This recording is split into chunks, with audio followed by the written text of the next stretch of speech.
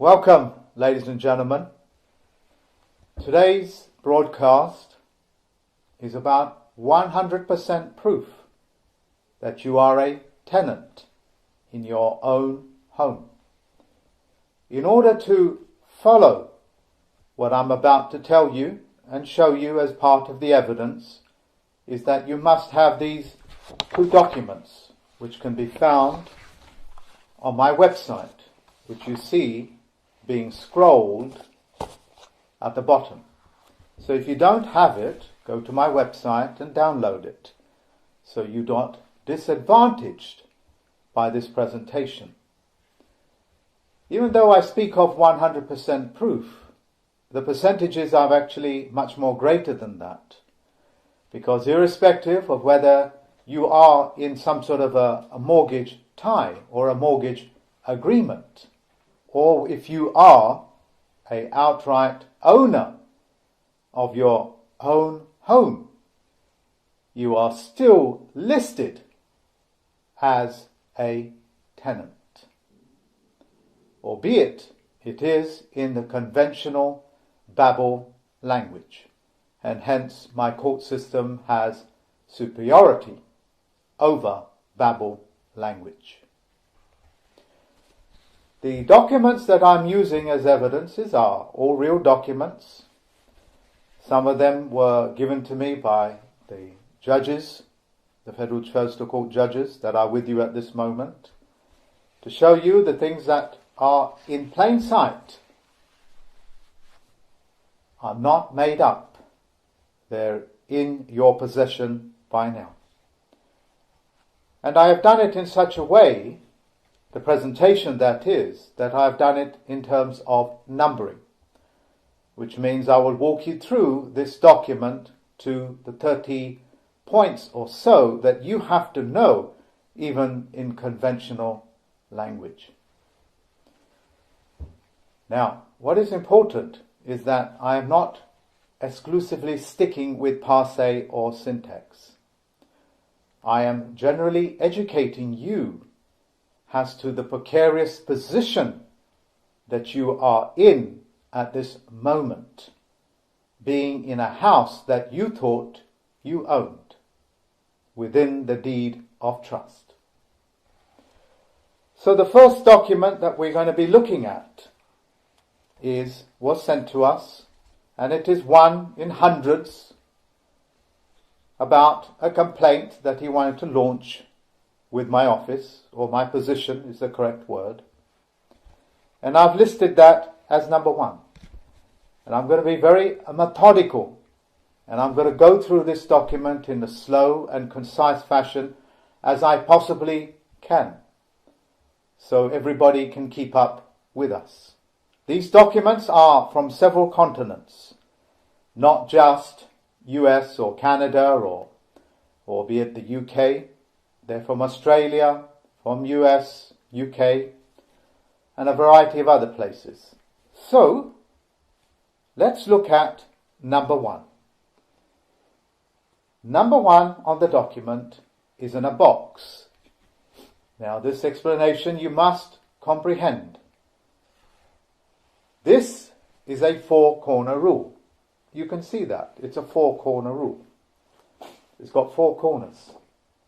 When you're given rights, you have more than one right of a document, because it's a plural of rights. But if you're given a right of way, that means that you have one corner of the document and somebody else controls all other four. When you have, like this document has, another box within a box, that's an entirely different document. That's called boxing laws.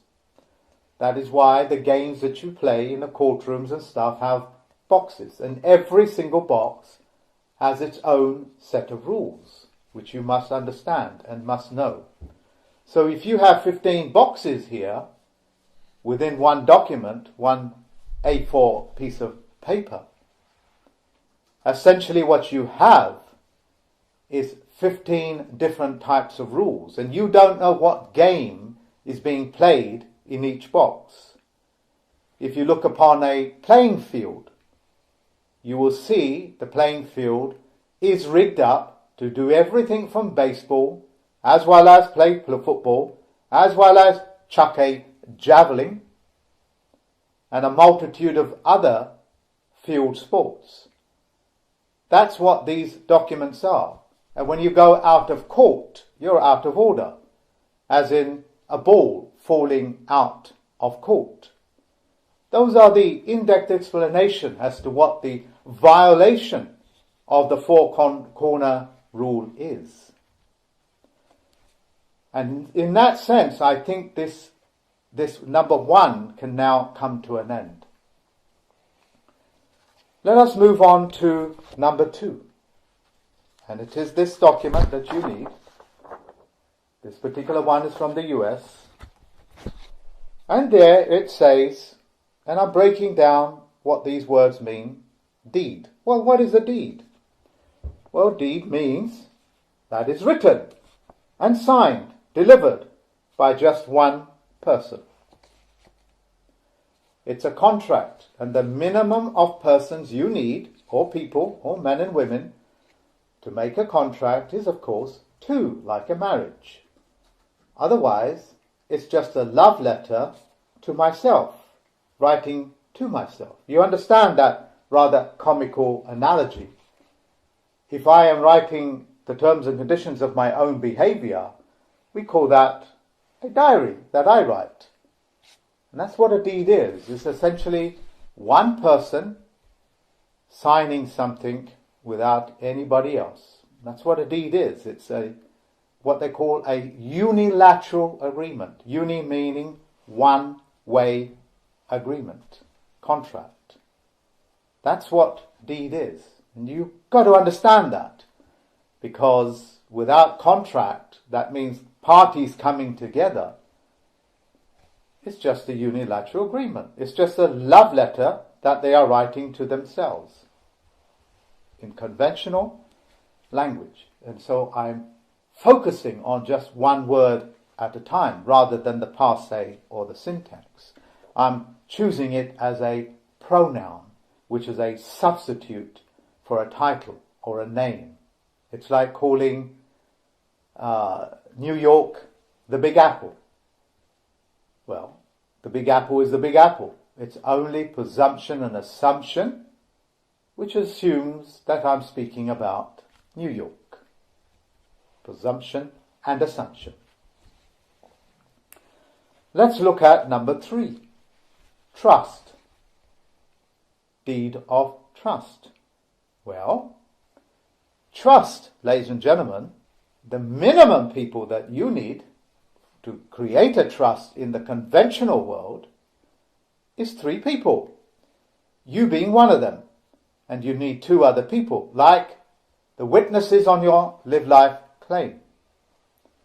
What they're essentially saying here, this is a one-way agreement. It's a one-way unilateral agreement. That's a trust. That's oxymoron, ladies and gentlemen. That's like saying Father, Son, and something else is missing.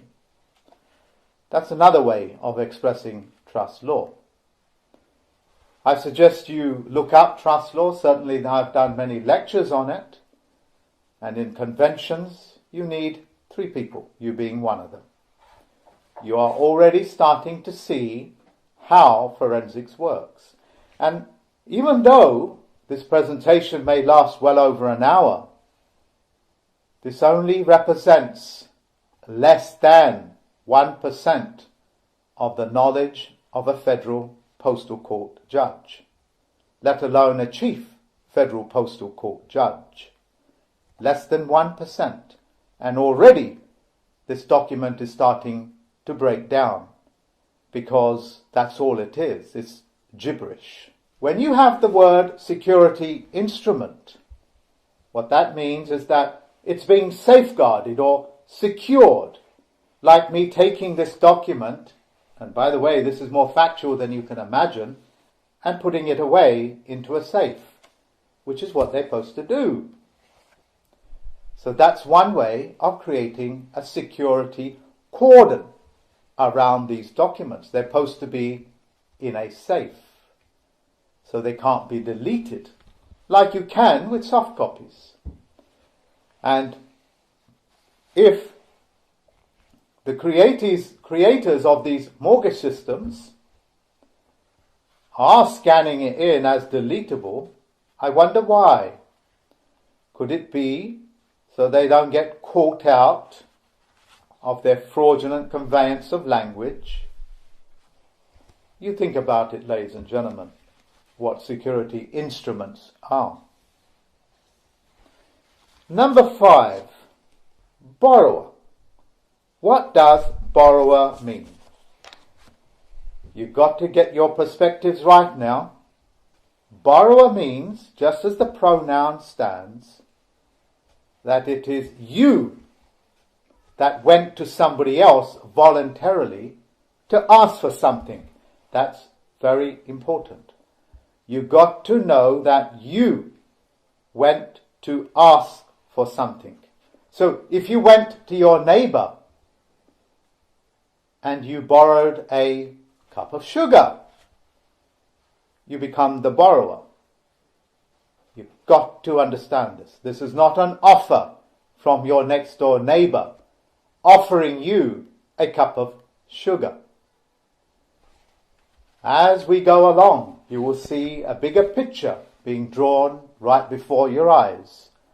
At the last line of the document that you're looking at, these are two people involved, a husband and a wife. Even though I cannot show the names fully, they are written in full capitals.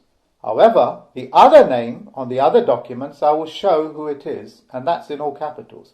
Now, listening to the lectures that I have provided so many times to use, you know that the Roman mechanism, which stands today, the bureaucracy of writing a dead person's name, is to or capitalize it, like decapitating. When you decapitate a person, you put their name in all capitals. These are the evidences that are right before your eyes. If it's in all capitals, they're dealing with you as nom de guerre, as a dead entity, as a dead man, a dead woman. And here you see foul practice is starting to take place, more foul than I've mentioned. That sentence alone should be enough for you to get angry. It should be enough for you to pick up that pen and start asking questions or launch that complaint. Just visit my website. It's as simple as that. And both the husband and wife are recognized in all capital letters, which means the husband and wife have perished, died. What does it say on number 7? It says joint tenants. Well, that could quite easily refer to the husband and wife living there. Of course it can. But that will be presumption and assumption. We can't just presume that you know what a tenant is. And what a tenant means is that you are renting that home. Hold on a minute. Let's get some logic in here. The husband and wife, even though they're nom de guerre, are listed here as tenants. Not that the husband is a tenant or the wife is a tenant. They're both listed here as tenants. So if they're both listed here as tenants, under this knowledge that I've given you about tenancy, they're renting the home. That's what it's more or less telling you. Tenant, in their own fictional world, have two types, secured and assured. One is as absurd as the other. Security means that you have less of a tenancy security, which is an oxymoron. And you have assured tenancy, which is supposed to give you even greater protection. in the world of passé, assured means no assurances. That's passé, which I'm not going to talk about as of yet. Now that we know, both the people are being listed here as tenants, the husband and wife, and yet they paid for their home. Wow. The borrower. What does the borrower mean? The borrower is you going to somebody to collect something. That's what borrower means. A person that borrows something. The lender is the person that's giving it up. Remember, I'm only talking about the individual words, what they mean in conventional, everyday presumption and assumption. And you've got to understand that relationship. The lender is not offering. The lender is being approached by somebody, and they are listing that as the lender, which means it's not an offer. It's not an offer, because if it was an offer, it would mean something else. You've got to understand that they are saying that you voluntarily went into tenancy, that you voluntarily went there to ask them for something just to be a tenant. And the deposit that you put down on your house, well, that's just a deposit for your rent. But the spirit in which these documents were created, they cannot escape that. It was created to take something away from you, to move you into a position of ownership, into a tenancy. That's foul practice. Foul practice voids contract. You break your word, you break contract. You understand that. You understand adultery. And adultery can take place on paper as well. The word California, not in upper and lower case, as we conventionally do to signify that it's land territory, but they have it in all capitals. And what does all capitals mean? Nom de guerre, or it's a corporate instrument. So if you want to turn yourself into a corporate instrument, all you have to do is write it in all capitals name. If you want to be recognized as a dead person, you just have to write your name, voluntarily of course, as a dead person. Simple as that. We're now going on to another certificate of title, which is essentially identical to the one that you've been looking at. And this is from Australia, from one of the judges. He volunteered the document as to show you that this is not just restricted to the US, Canada, or Europe, but it goes all the way to the southern hemispheres. The mechanism of the fraud is virtually identical in every country in the world, because the people that perpetrate this fraud are one gigantic group, all known to each other by first name, middle name, and probably their surnames. Not Christian name, of course, or family name, or a clan name, probably by surname. And we'll go on to that later on. So, what does a certificate mean? You've got to understand every single word. An Australian certificate means that it's an instrument that has been witnessed by another party, as in a certificate of your qualifications. And it's a certificate of entitlement. Means that yours on paper, witnessed parties. It's essential, a statement of fact, like making a statement of fact to the police that you are a witness. And if you give false witness, that's an imprisonable sentence. That's telling lies on your fellow man. That's a crime.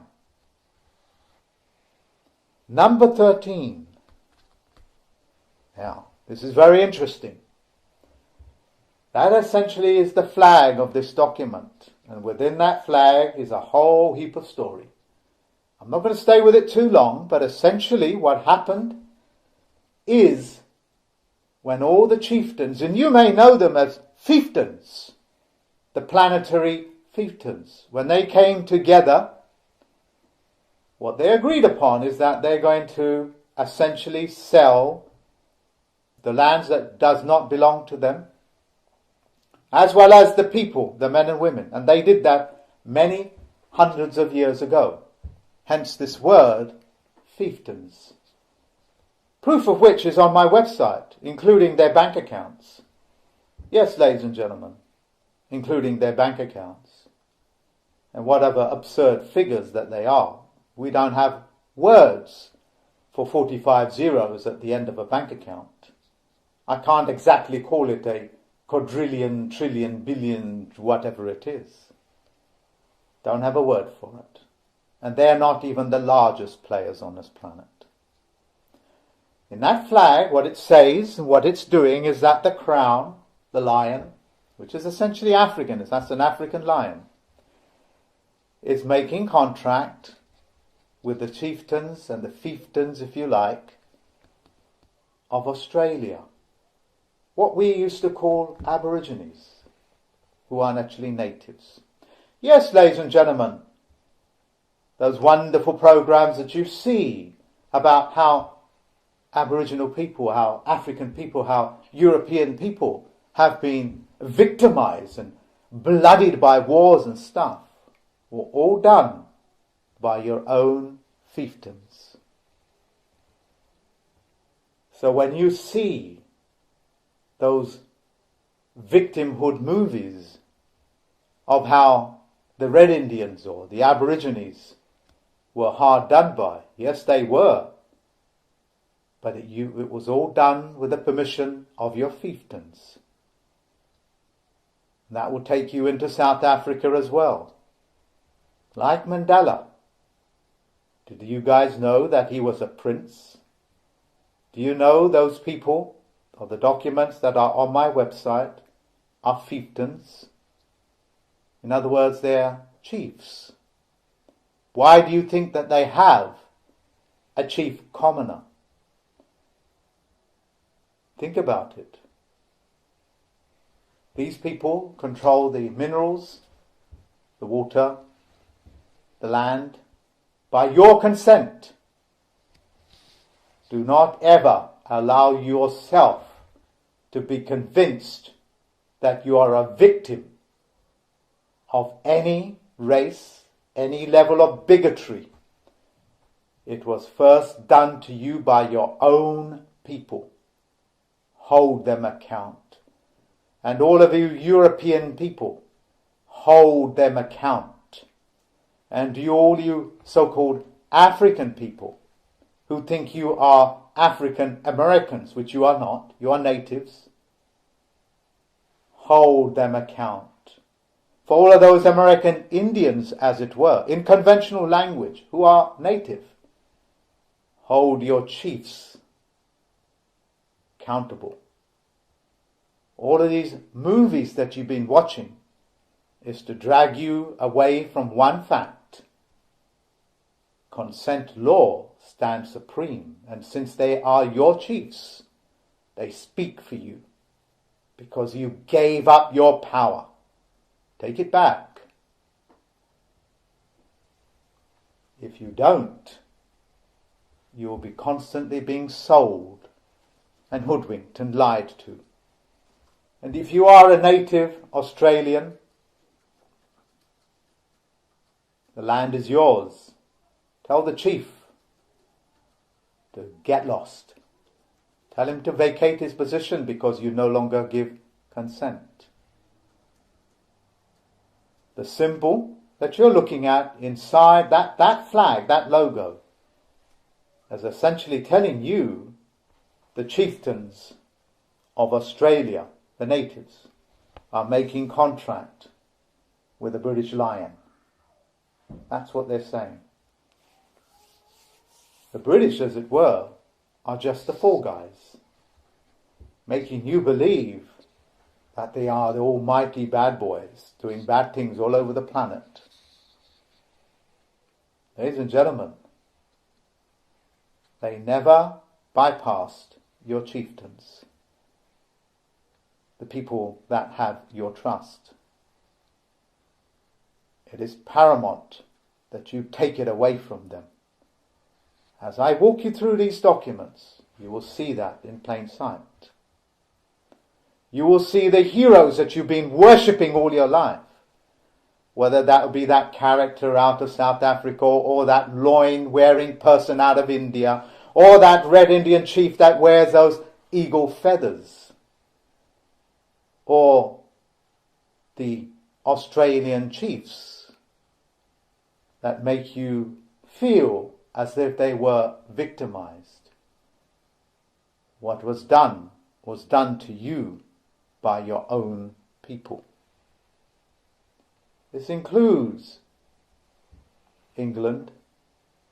This includes Ireland, and so many of the countries that we know of. Number 14, and I think I've spoken quite a lot about number 13 as well, as I got a little bit carried away because I do get emotional. I do apologize. We have a word called fee simple. A fee simple, pronoun, two words standing by itself. Let's join it together. It's a fee, which means there's money involved. And it's simple, which means it's a simple process of exchange of money. Fee simple, when brought together as two words, essentially means that it has total possession of the land, including mineral rights, digging for water, oil, whatever it is. But of course, as it does not violate public safety, which stands paramount. Can't be digging oil wells in an area that you can easily pollute the aquifer, for example. But the point is, it gives you total dominance. But of course, the fee simple can't possibly apply to you. It can only apply to who? Who can it apply to? Could it be a fiefdom? Could it be that you need to look up the word chief commoner, as in common law, chief as in fiefdom, and find out that they have access to you and mineral rights? It is they, the chieftains, that can claim fee simple, complete and utter dominance of the land. And you are nothing more than a tenant. That's on paper. That's on forensics. And you can't escape my eyes on this. A folio is a very simple word. It means it's a bounded document, like a book. Or like a filofax. I remember that from the 80s and 90s. I used to use them myself. That in itself is quite telling, because if it's a bounded document, why isn't it exactly bounded? I thought a book was a book because it's got a bind on it. Anything that does not have a bind are loose pieces of paper. Full stop. Number 16. The word general, or registrar general, which is actually in reverse. Registrar is like a registered post sticker. General is not like the general manager of your Sears or the general manager of a supermarket. It's a military position, protected and controlled by the military, the Navy. Why do you think the old tax collectors were generals? Think about it. So we are not dealing with civilian matters here. We are dealing with a matter of military. The seal, number 17. The seal. The seal that you see on the top, virtually on the top right-hand corner. Well, seals that don't have a registered number can't be tracked. It can't be a proper seal. Where's it from? To me, it's just a cartoon. It holds no explanation. Does it have footnotes trying to explain itself what that seal is? Or could it possibly be it's assuming that you would assume and presume that it has some great authority? In terms of documentations, ladies and gentlemen, the seal that you're seeing, where you are looking at, right here, is the only true seal. It's the only one that carries any weight. Number 18. Interesting word. Parish council, which means it's church lands. And if you look at the other document that is on the bottom of my website, on the front page, look up church lands, lost and dead at sea. Parish councils. It's an interesting word because parish with an A is exactly the same as parish with an E. Dead people.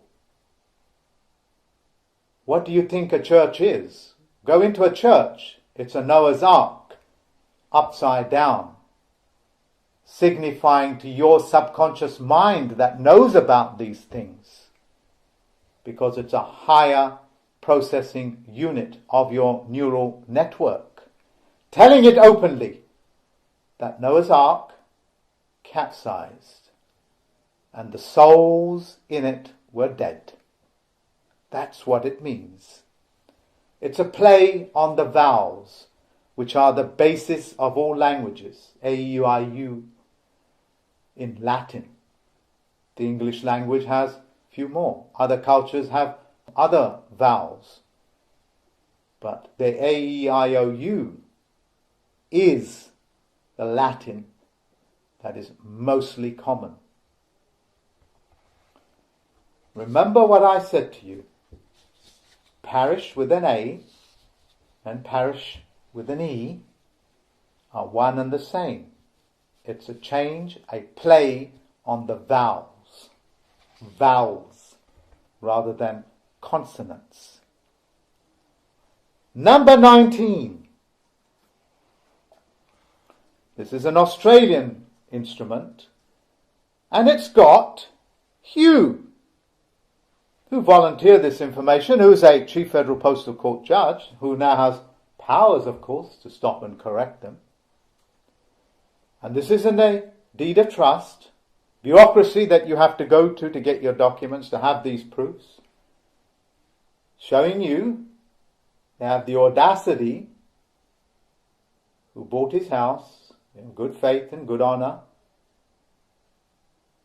is a dead entity. And if it's a dead entity, it's a lost and at sea, which means it's trust law.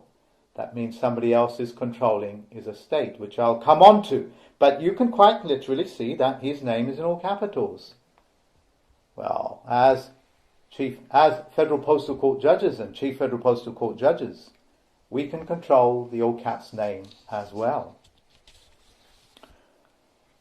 So, you all know what is right in front of you, that it is an all caps name, and you can't escape what it means. Just look at the gravestone. And because it's in all capitals, and of course Hugh is still around, is not dead exactly, in Australia, he now knows that there is a trustee put in place. And there comes some more examples. If there's a trustee, well, how comes they didn't let themselves know? Rather derelict, isn't it, of an executor and an administrator not to let themselves know. Did they ever take out an ad in the newspaper to say, oh, we're looking for this character called Hugh. We presume and assume as he's been dead and lost at sea, so will he come forward and his relatives come forward? Did they take out a newspaper article like that? And certainly in the olden days they used to, because when you had your birthday they used to try to put it into all capitals. When you had a births and deaths record, they put your name in all capitals. Such foul practice is foul practice, ladies and gentlemen. And I am trying to keep this conversation as light as possible so you can follow the logic of it. But you need to know, foul practice has taken place. The evidence is right before your eyes. I am not making these things up. I am showing you forensics evidence.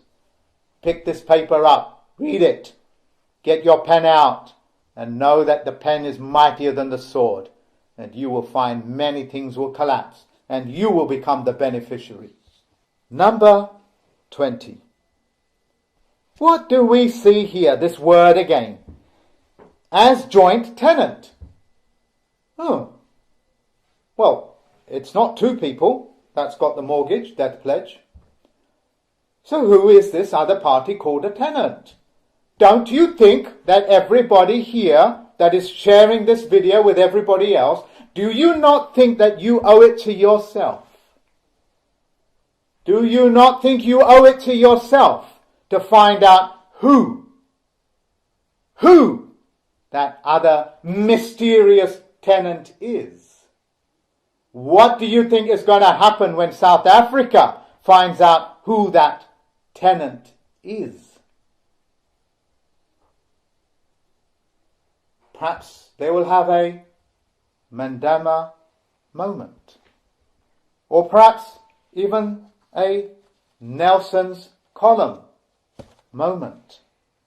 Surely the Mandela effect is global. What do you think is going to happen when they realize there's only one person that can claim that position, and that's the chieftain? Why do you think I'm good at cracking these codes? Because I follow the logic. I follow the common denominator. Your royal families are not your friends. They're the ones that sold you, who live off your sweat equity. Well, how else do you think these people could possibly do what they do? They are worthless. They've never done a day's work. I suggest South Africa, those people that have been hero worshipping a particular person, and I suggest for those Indians out there that have been hero worshipping a particular person that wears a loincloth, or used to, or the US people that have like to hero worship the Kennedys and the rest of them, you find out who they are. Find out what the word expire means.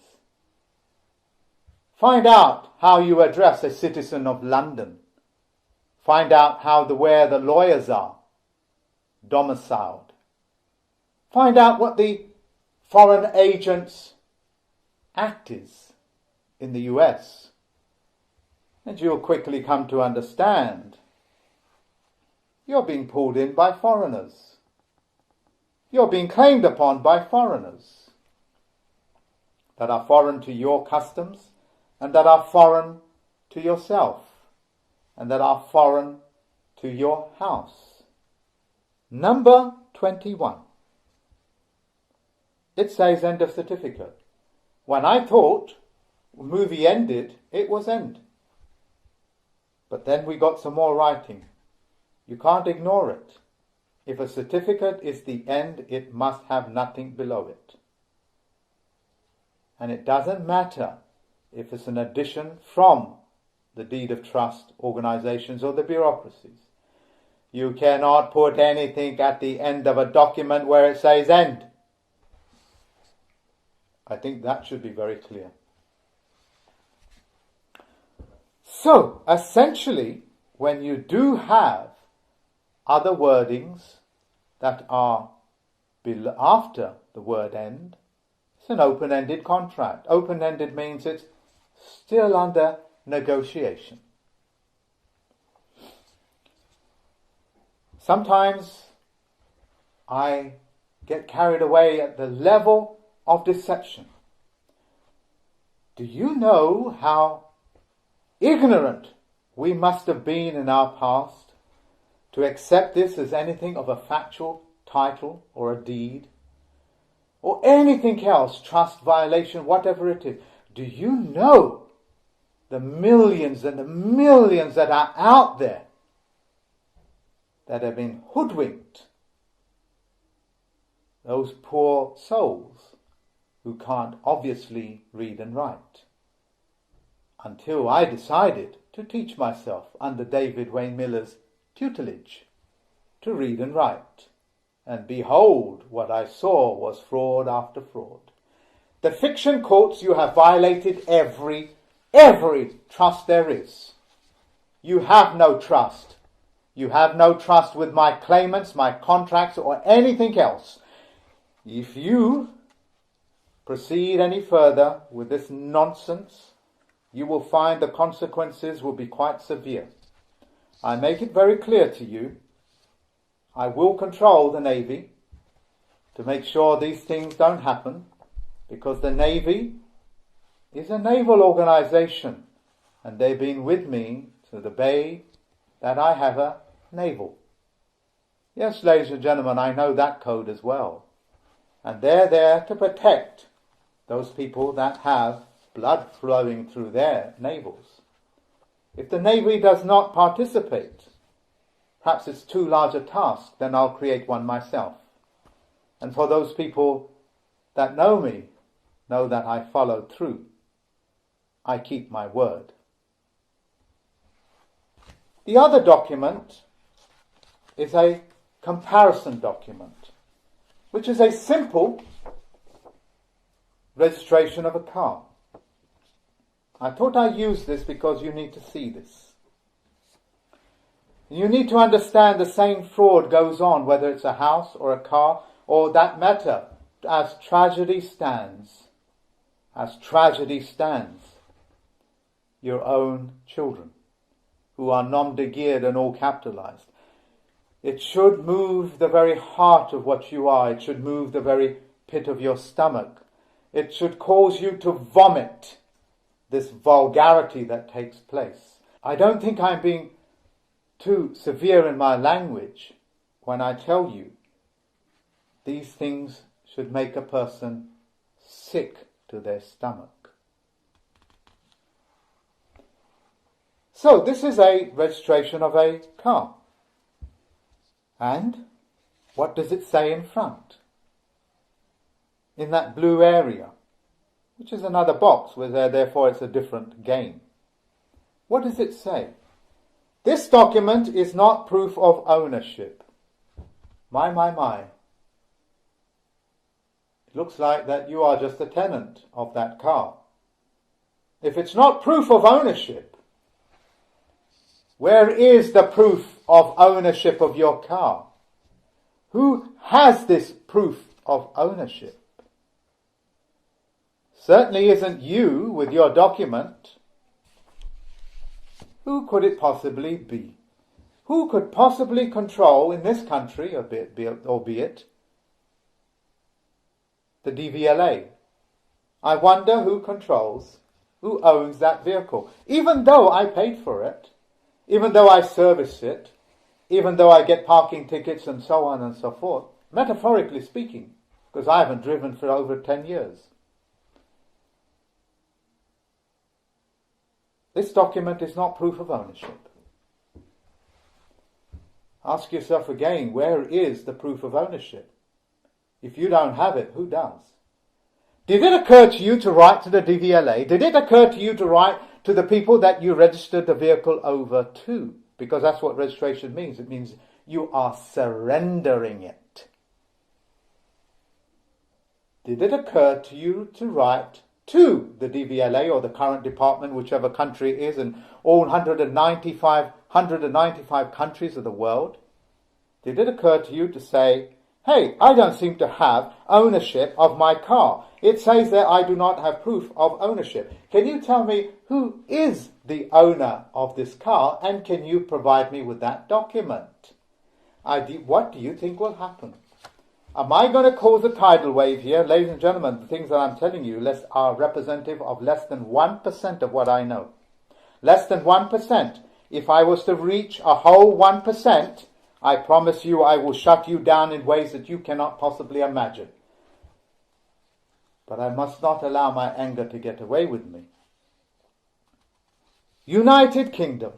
Well, the document says United Kingdom. United Kingdom is not England, and it is not Britain. United Kingdom is a registered corporation.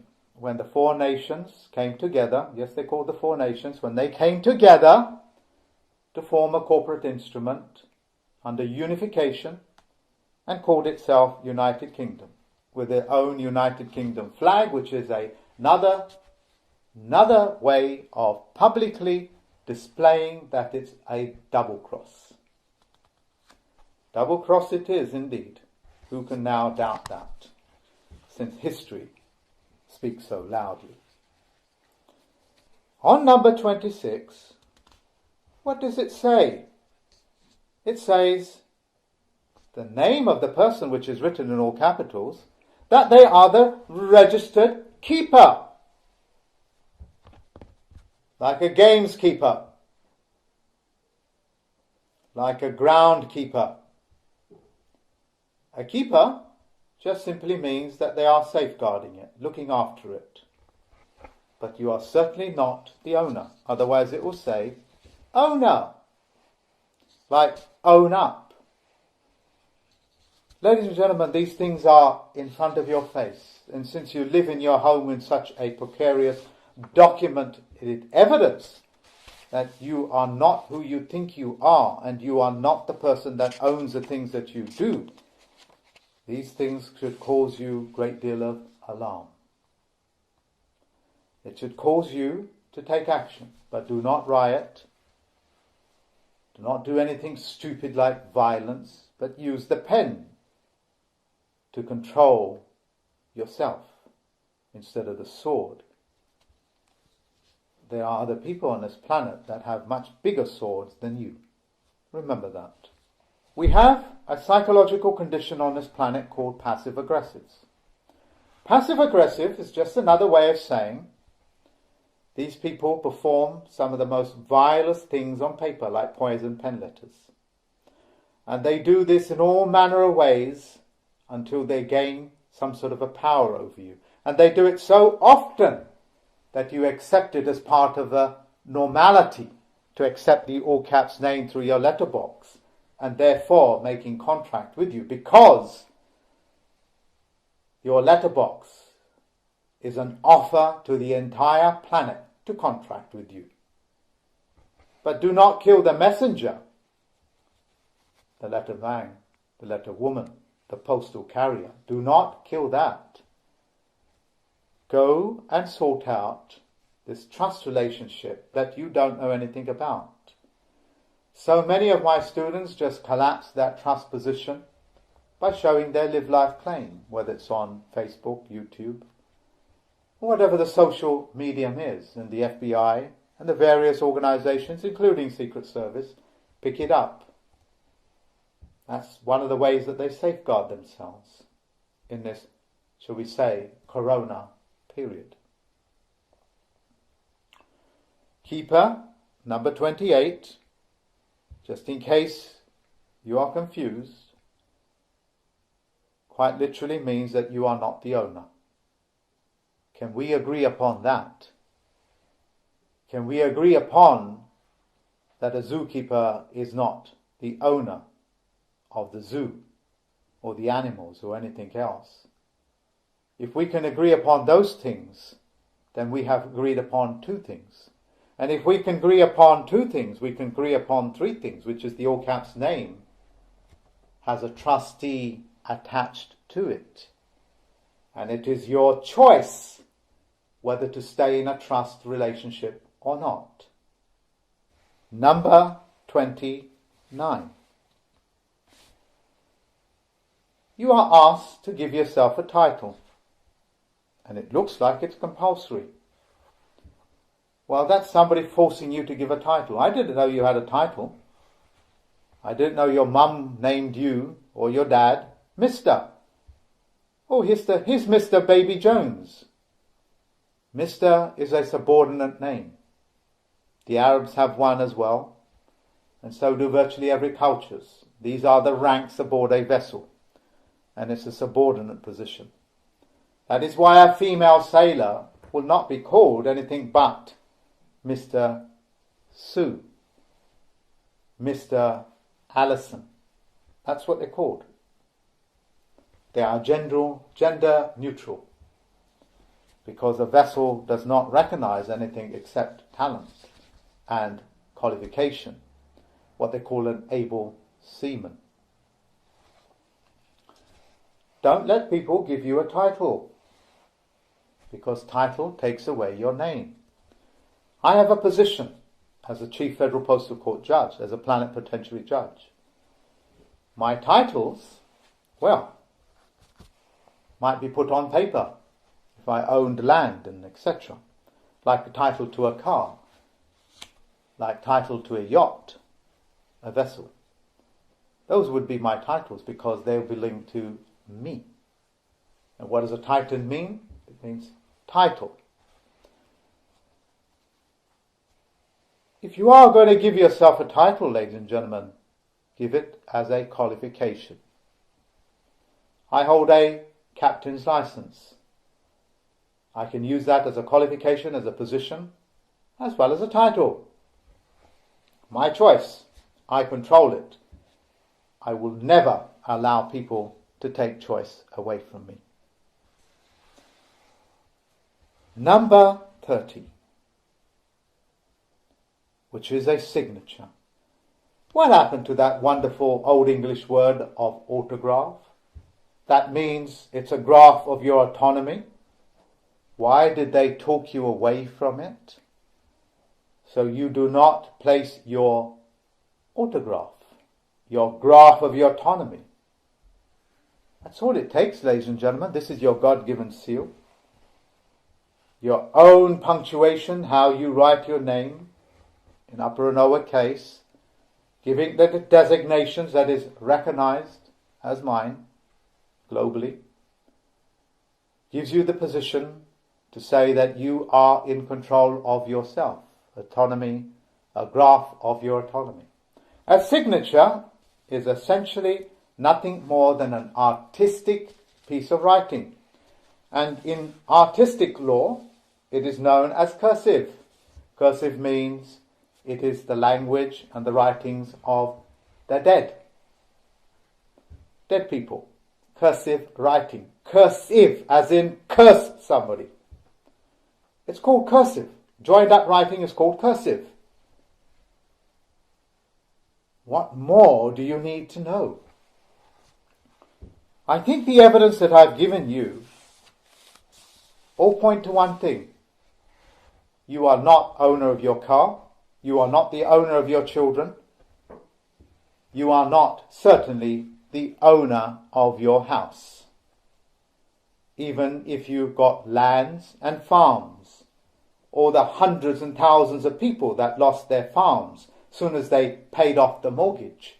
Because once you paid off the mortgage, you've stopped paying rent. And if you stop paying rent, well, you need to be kicked out, don't you? And is that what happened? Isn't that what happened? You have a way of fighting back. You have a way of placing the autonomy of your graph on paper. We show you these things. I certainly had to go through all of these things to be able to get you mortgage free. You are now in the era where it's more important than any time in history that I know of that you pay your own way. Find it in yourself to realize that the more handouts that you take and you ask for will cause you even more pain. You remember the lectures that you see in my website about Stalin and the chicken, the squawking chicken, as Stalin plucked it alive, threw it in the ground, and then began to feed it. And the chicken just shook itself off and went back, feeding from the hand that tortured it. Your governments, under democide, under fictitious conveyance of language, including your treasuries and etc., have lied to you on a profound level. Learn to generate your own money. Learn to pay your own way in life. Your governments are there to provide you with a service. Force them to provide you with a service. In terms of debt pledges, who needs a debt pledge in your life? As I said, ladies and gentlemen, the things that I have shared with you today are less than 1% of the things that a federal judge knows, or particularly a Chief Federal Postal Court judge, as well as the other Federal Postal Court judges. Their knowledge is far greater than any of your Supreme Court judges, because we provide forensics on a document, mathematically certified, and you cannot argue with science. Thank you very much, ladies and gentlemen, for listening to me. I hope that I've given you the message of hope that you are not powerless and that you have a way out. My website has knowledge and documents in there which people tell you don't exist. I was the first one to show you the names and the bank accounts of the people that you worship as gods. Just as I'm the first one showing to you by name that your fiefdoms sold you out. You need to stop and correct them, because once a chief has lost the faith of its people, you have a violation of contract. Thank you very much, ladies and gentlemen. Until next time. Bye-bye now.